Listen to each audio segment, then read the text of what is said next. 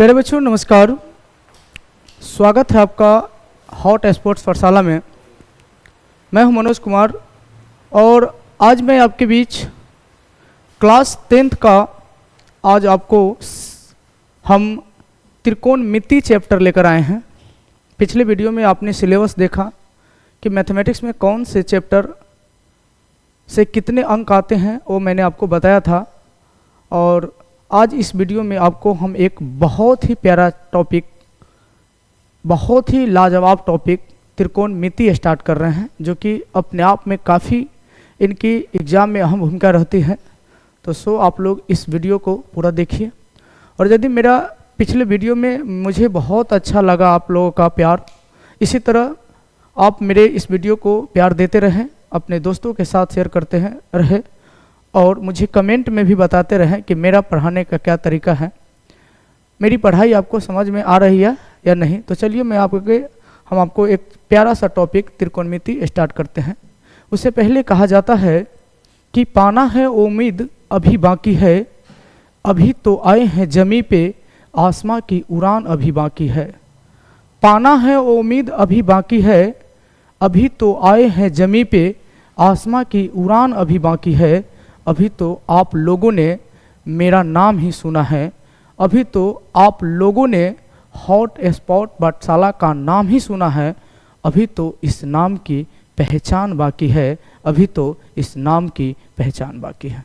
तो बहुत बहुत स्वागत है आपका इस हॉट स्पॉट्स पाठशाला के यूट्यूब चैनल पर। आगे हम आपको त्रिकोणमिति हम स्टार्ट करते हैं। तो ध्यान दीजिएगा,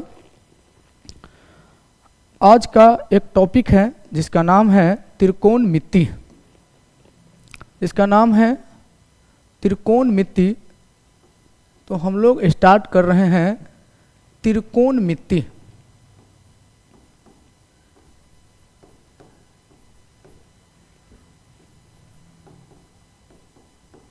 त्रिकोणमिति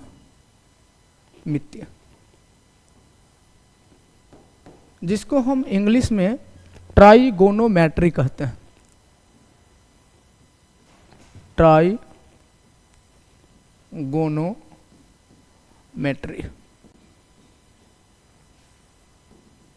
ट्राइगोनोमेट्री कहते हैं। यहाँ से हम लोग जानेंगे कि त्रिकोणमिति किसे कहते हैं।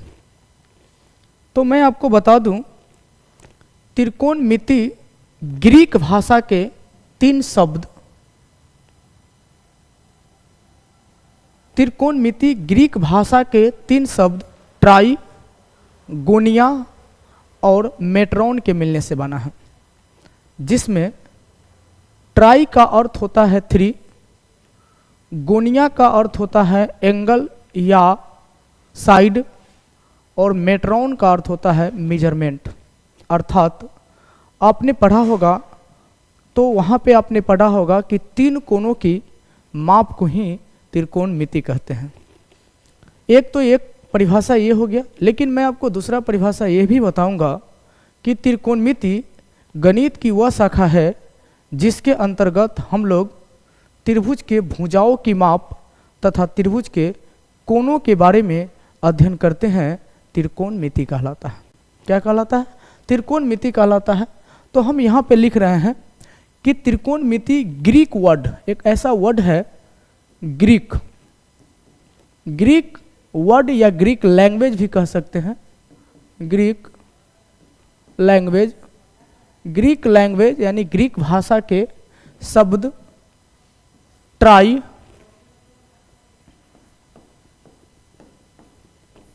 गोनिया और मेट्रॉन। ये ग्रीक लैंग्वेज के 3 शब्द ट्राई, गोनिया और मेट्रॉन के मिलने से बना है, जिसमें ट्राई का अर्थ होता है 3। ट्राई का अर्थ क्या होता है? 3 होता है। ट्राई का अर्थ होता है 3 और गोनिया का अर्थ होता है एंगल या इसी को आप साइड कहते हैं, साइड। और मेट्रॉन का अर्थ होता है मेजरमेंट।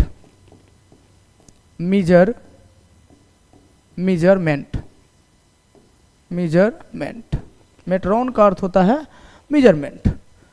ट्राई, गोनिया और मेट्रॉन। ट्राई मतलब 3, गोनिया मतलब एंगल, एंगल या साइड भी कह सकते हैं इसको, और मेट्रॉन मतलब होता है मेजरमेंट अर्थात मापना। अब इसको हम हिंदी में बात करें तो 3 का मतलब होता है 3, ये तो पता ही है आपको, और एंगल का मतलब होता है कोण, और साइड का मतलब होता है भुजा। ये मेजरमेंट है, इसको हम हिंदी में मापना कहते हैं। माप, माप होता है, मेजरमेंट माने माप होता है। तो आप यहाँ से परिभाषा इसको जान सकते हैं कि 3 कोणों की माप को ही त्रिकोणमिति कहते हैं। आइए हम लोग यहाँ से आपकी परिभाषा की बात करें तो यहाँ पर हम इसकी डेफिनेशन की बात करें, डेफिनेशन की बात करें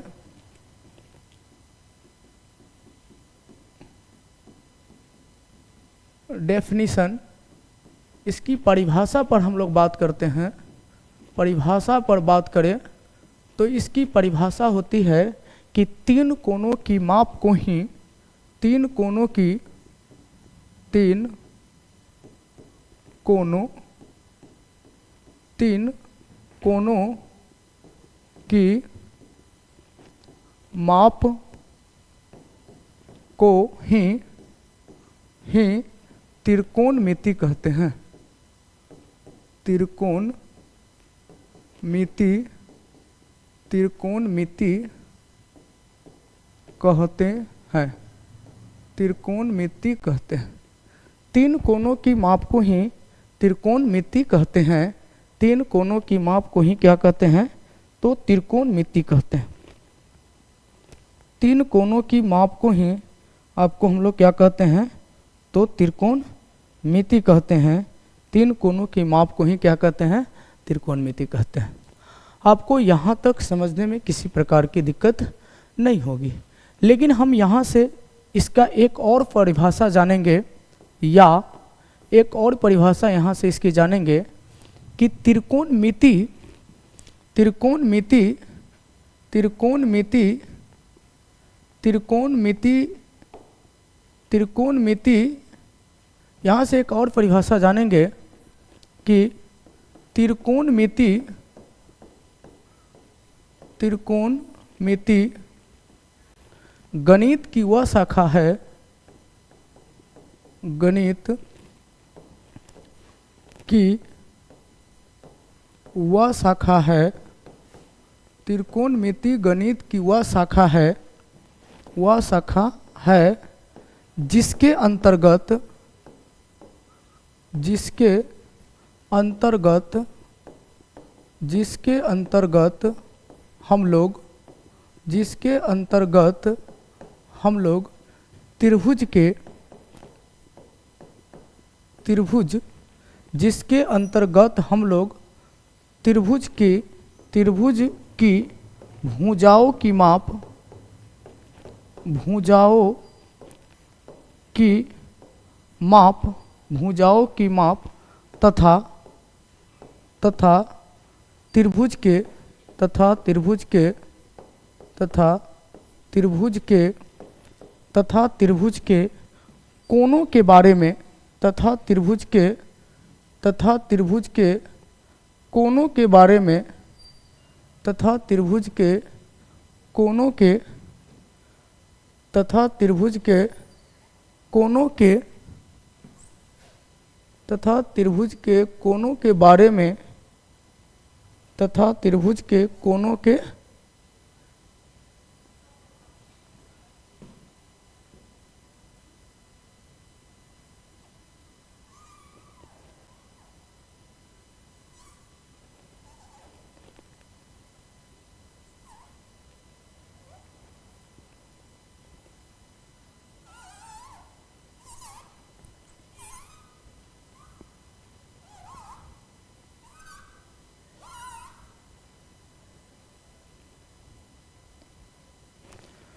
तथा त्रिभुज के, तथा त्रिभुज के, तथा त्रिभुज, त्रिभुज के, त्रिभुज के कोणों के बारे में, कोणों के बारे में अध्ययन करते हैं, अध्ययन करते हैं त्रिकोणमिति कहलाता है। त्रिकोणमिति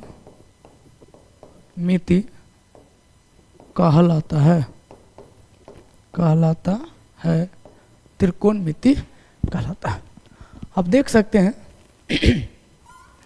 कि मैंने कहा कि त्रिकोणमिति गणित की वह शाखा है, त्रिकोणमिति गणित की वह शाखा है,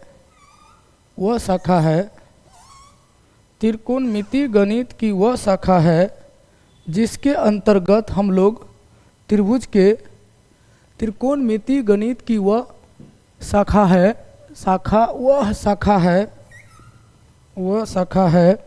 जिसके अंतर्गत हम लोग त्रिभुज के भुजाओं की माप तथा त्रिभुज के कोणों के बारे में क्या करते हैं, अध्ययन करते हैं। त्रिभुज के कोणों के बारे में अध्ययन करते हैं, त्रिकोणमिति कहलाता है। क्या कहलाता है? त्रिकोणमिति कहलाता है। तो यहाँ तक समझ में आ गया आपको। अब हम लोग एक चीज़ स्टार में डालेंगे कि त्रिकोणमिति का पिता, फादर ऑफ ट्राइगोनोमेट्री किसको कहते हैं? Who is the father of trigonometry? त्रिकोणमिति का पिता हम हिपार्कस को कहते हैं। किसको कहते हैं? हिपार्कस को। त्रिकोणमिति का पिता हिपार्कस को कहते हैं। यहाँ पर आप लिख सकते हैं, यहाँ पे आप लिख सकते हैं कि त्रिकोणमिति का पिता जो हम लोग कहते हैं वह हिपार्कस को कहते हैं। त्रिकोणमिति का पिता हिपार्कस को कहते हैं। त्रिकोणमिति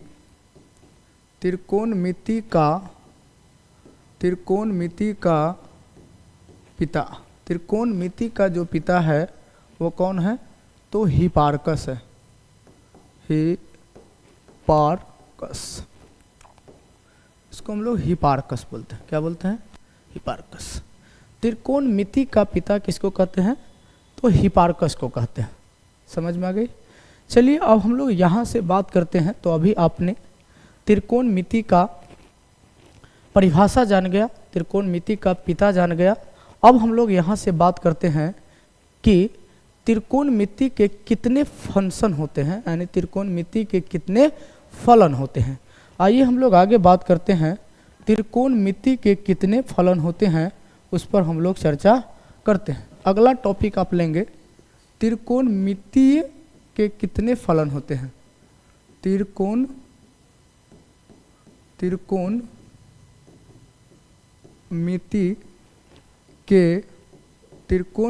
के कितने फलन होते हैं? फलन होते हैं मतलब फंक्शन होते हैं। त्रिकोणमिति के कितने फंक्शन होते हैं? How many types of trigonometric, इसको बोलते हैं how many types of trigonometry. Trigonometry, how many types of trigonometry, त्रिकोणमिति के कितने फलन होते हैं? तो आपको पता है त्रिकोणमिति के 6 फलन होते हैं।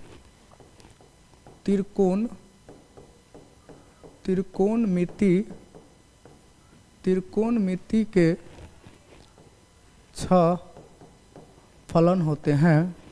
त्रिकोणमिति के 6 फलन होते हैं।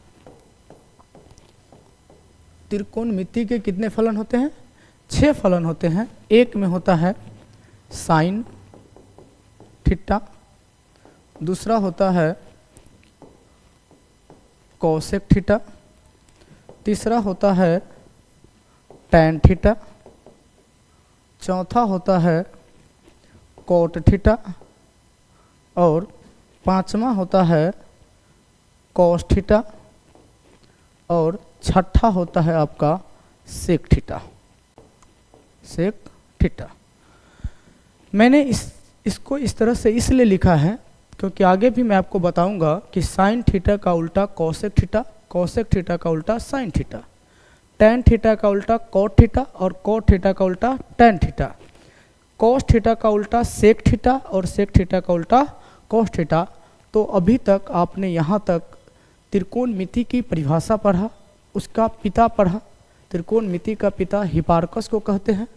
और अगला टॉपिक पढ़ा त्रिकोणमिति के कितने फलन होते हैं, how many types of trigonometry.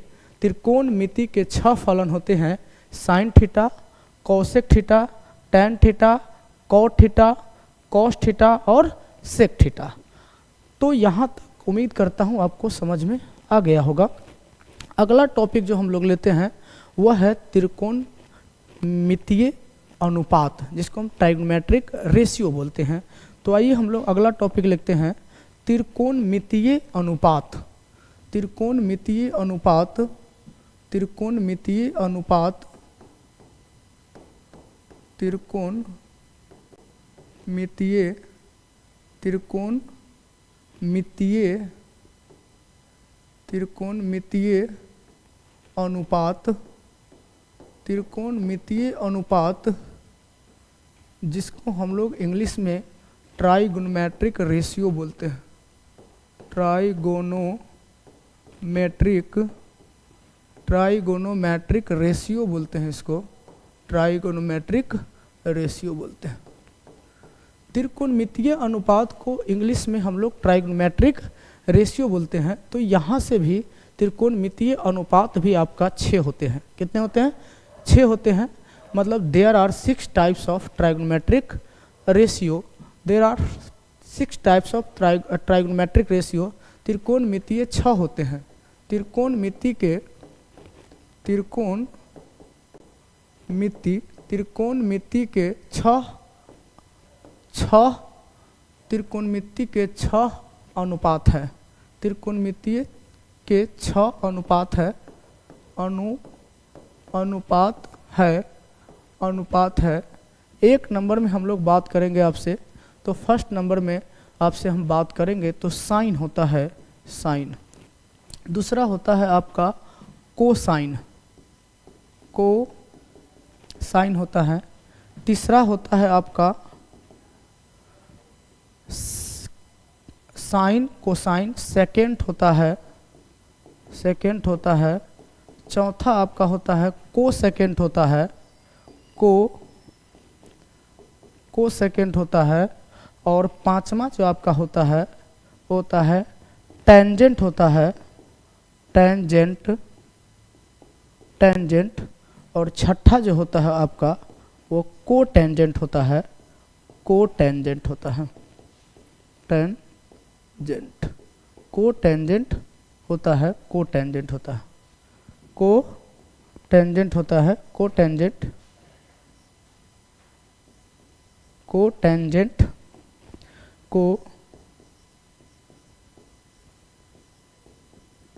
Cotangent होता है। तो ये आपका हो गया 6 त्रिकोणमितीय अनुपात, sine, cosine, secant, cosecant, tangent और कोटेंजेंट। तब जाके एक वैज्ञानिक था एडमंड गुल्टर नामक वैज्ञानिक ने इसी को साइन को कल होके इसको साइन थीटा कह दिया। यानी इसके एंगल में यदि थीटा रहेगा तो हम इसको साइन थीटा पढ़ेंगे। संक्षेप में इसको शॉर्टकट इसी साइन को साइन लिखा, इसी कोसाइन को उन्होंने कॉस लिखा, इसके एंगल में थीटा लगा दिया तो कॉस थीटा पढ़ दिया। सेकेंड को सेक थीटा लिखा, इसी को सेक लिख दिया ये, और थीटा लगा दिए तो सेक थीटा पढ़ लिए। इसको कोसेकेंड, इसी को हम लोग कॉसेक थीटा कहते हैं,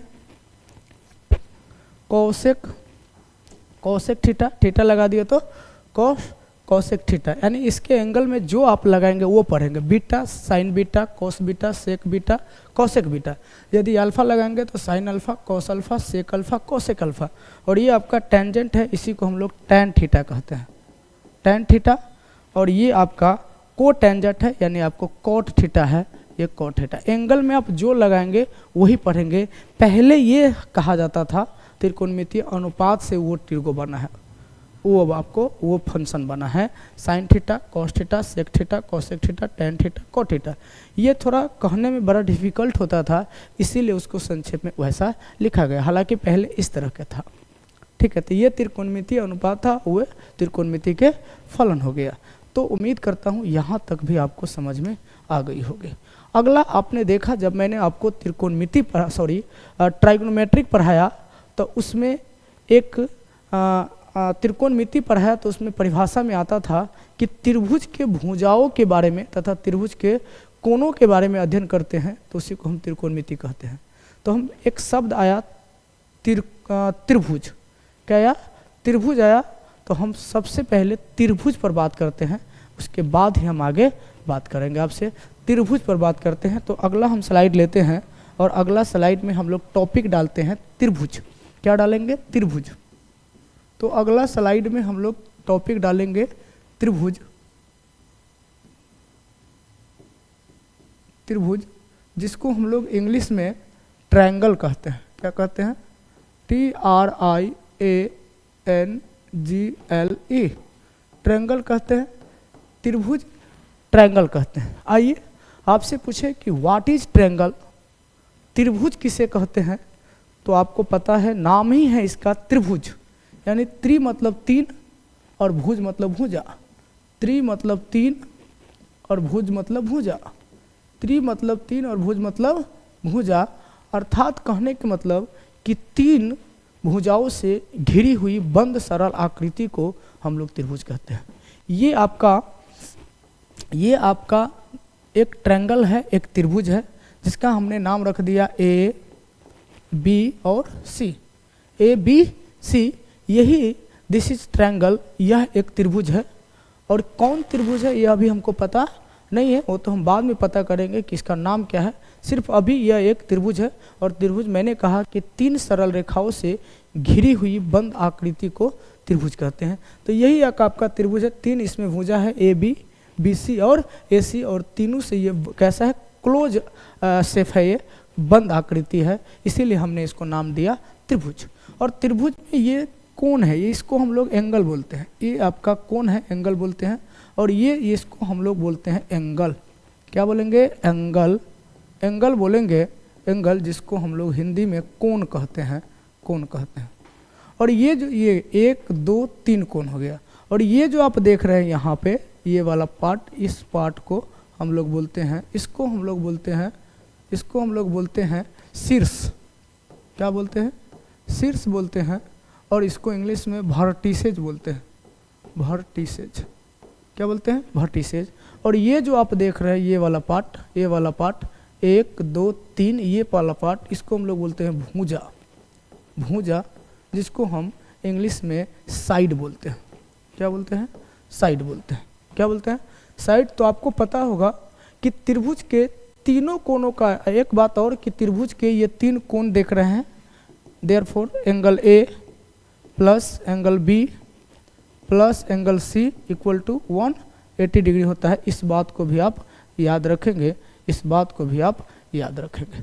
तो यहाँ से त्रिभुज का आपने बहुत सारी प्रॉपर्टीज़ को जाना कि त्रिभुज पहले कहेंगे किसको, तो हम यहाँ पे परिभाषा आपको लिख देते हैं। यहाँ पे आप देख सकते हैं, इसकी जो परिभाषा होती है, इसकी जो डेफिनेशन होती है, वो परिभाषा है कि तीन सरल रेखाओं से घिरी हुई बंद आकृति को तीन सरल रेखाओं से घिरी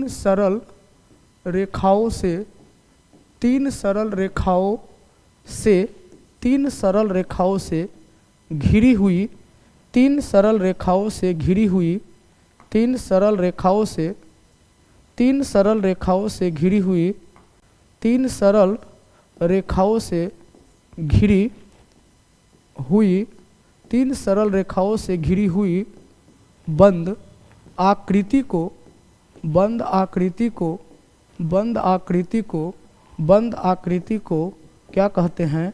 तो त्रिभुज कहते हैं। त्रिभुज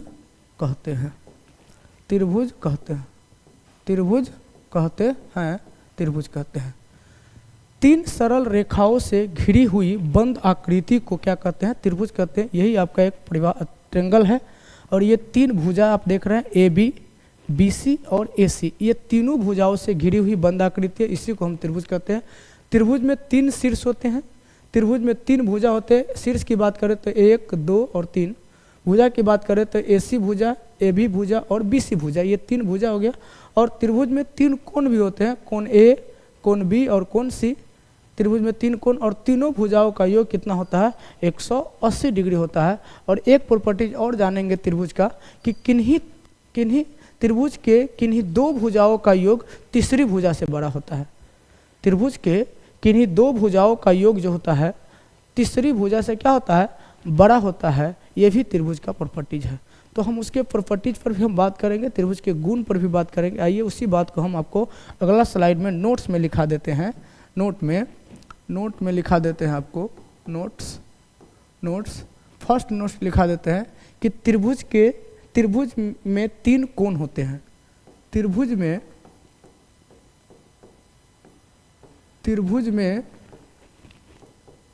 3 कोण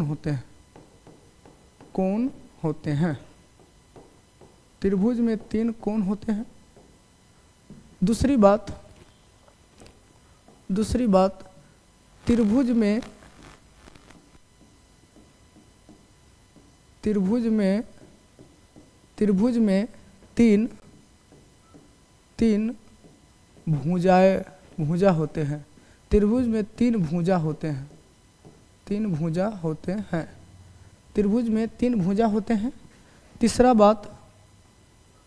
बात त्रिभुज में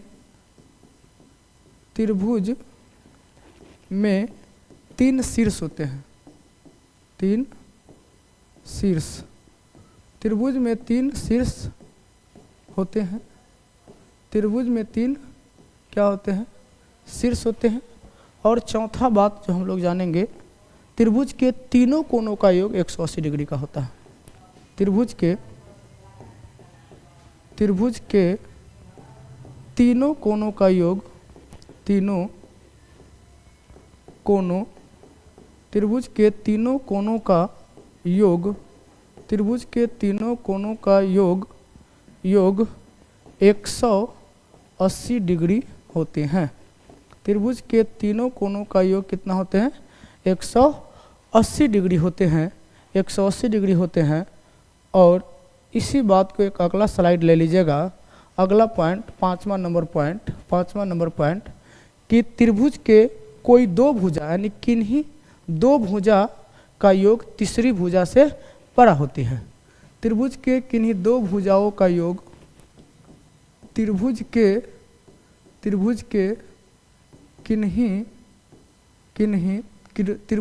किन्हीं 2 भुजाओं का योग, 2 भुजाओं का योग, भुजाओं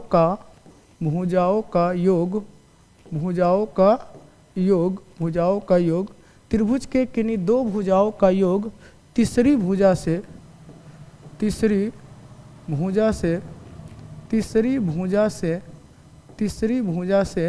बड़ी होती है। तीसरी भुजा से क्या होती है, बड़ी होती है, तीसरी भुजा से बड़ी होती है। यानी कहने का मतलब कि A प्लस B, यानी यह एक ट्रायंगल है ABC। तो इसकी ये साइड A हो गया, ये साइड B हो गया, ये साइड भुजा की लंबाई C हो गया। तो ये दोनों भुजा का योग जो होगा वो C से क्या हो जाएगा, बड़ा हो जाएगा। फिर B प्लस C का जो योग होगा, B प्लस C का योग है A से बड़ा होगा। और फिर B प्लस C, फिर C प्लस A का जो योग होगा, C प्लस A का जो योग होगा वह आपको B से क्या हो जाएगा, बड़ा हो जाएगा। तो यही बात हमने लिखा दिया आपको कि त्रिभुज के किन्हीं 2 भुजाओं का योग तीसरी भुजा से बड़ी होती है, तीसरी भुजा से बड़ी होती है। इस बात को, तो ये था आपका त्रिभुज का प्रॉपर्टीज और त्रिभुज के बारे में भी आपने जाना। तो अब इसका भी हम लोग टाइप्स पढ़ेंगे, त्रिभुज कितने प्रकार के होते हैं। तो ये टाइप को हम अगली वीडियो में आपको देंगे। और बताइएगा कमेंट में कि ये वीडियो आपको कैसा लगा, कमेंट करके बताइएगा मुझे। और मैं आपसे रिक्वेस्ट करता हूँ कि मेरी वीडियो यदि आपको अच्छा लगता है तो आप अपने दोस्तों के साथ शेयर कीजिए और मेरे इस हॉट स्पॉट्स पाठशाला चैनल को आप प्रमोट कीजिए, हमें हेल्प कीजिए, सहायता कीजिए, ताकि मैं भी आपको ये साबित कर सकूं कि मैं भी आपको एक अच्छा से अच्छा वीडियो बना कर दूँ। मेरे भी अंदर एक अलग प्रकार की एनर्जी आएगी आपके कमेंट को देखकर, और मुझे भी आगे वीडियो बनाने का मौका मिलेगा। इस तरह के भी आगे और सारे वीडियोस, बढ़िया बढ़िया वीडियो आपके सामने प्रस्तुत करूँगा। और इस क्लास को एनर्जी देने के लिए आप मुझे देते रहिए, ताकि मैं आगे भी काम आप लोगों के लिए करता रहूँगा। तब तक के लिए चलिए अब फिर मिलते हैं अगली वीडियो में। तब तक के लिए जय हिंद, जय भारत।